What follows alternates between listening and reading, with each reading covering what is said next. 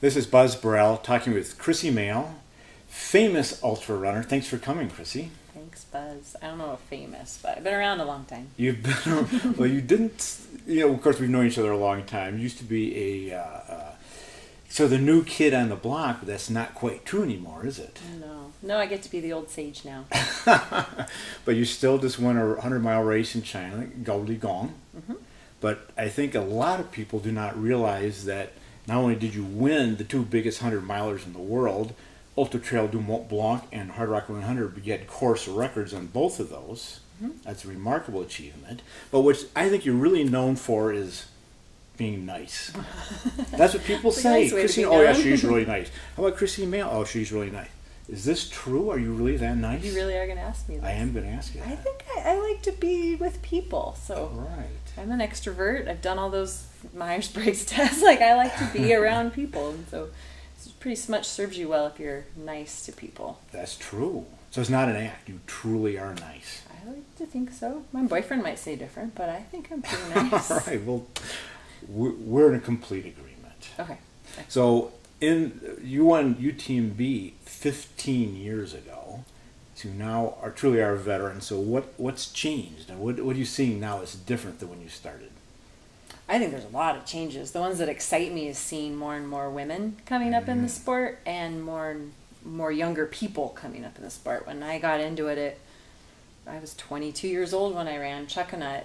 The average age was 47. And the literal average age is 47. Mm-hmm, of the sport, and a lot of them looked more like you than me at that point. She's fairly nice. Okay. Mm-hmm. Mm-hmm. White male, Gotcha. to be specific. Gotcha. And the fact that the sport is changing in all sorts of demographics, and we're seeing percentages shift, and the line at the bathroom is just as equally long for women as it is for men, like the sport's changing in some really cool ways. And it also brings a lot of great voices and people that are educated in different ways. It's not just people that have had careers and kids and now they're running. There's all sorts of voices that are coming to this ultra world, and we still get to share the same experience and get to be on trails, and we're challenged by the terrain as opposed to each other. There's still a level of competition, obviously, but I feel like the majority of ultras, when you come back to the finish line, it's not about how you were duking out with somebody else. It was like going over this really cool peak or experiencing this amazing descent, or who got the bloodiest knees. I've always loved that about trail running as opposed to just who came out first. There's so much more. You're sharing the experience. You're sharing Definitely. being outside, sharing the route. Yeah, our good friend Rock Horton has this saying that everybody touches the same rock or takes the same footstep, just the way the trail navigates us as humans. And I think that's a really cool way to think about trail running as opposed to just duking it out. And you've broadened what you do tremendously. Of course, you're the race director of Chuckanut. This was 16 years for that. 16 years, and you're coaching. Mm-hmm. You wrote the book. A book, yep. Mm-hmm. Running your first ultra. Yep. So what's next? What's coming up after this? I think it'll be a continued evolution of running. I don't find myself racing as much. I put a lot of energy into Goldie Gong this year.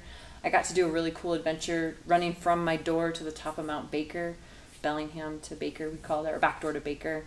So seeing ways of using my earned skills over so many years in different ways of exploration. I'm not quite sure what it all looks like. I just turned 40, so I have all these ways that it could possibly go, and I see the fork right now. I'm not sure which way I'm going.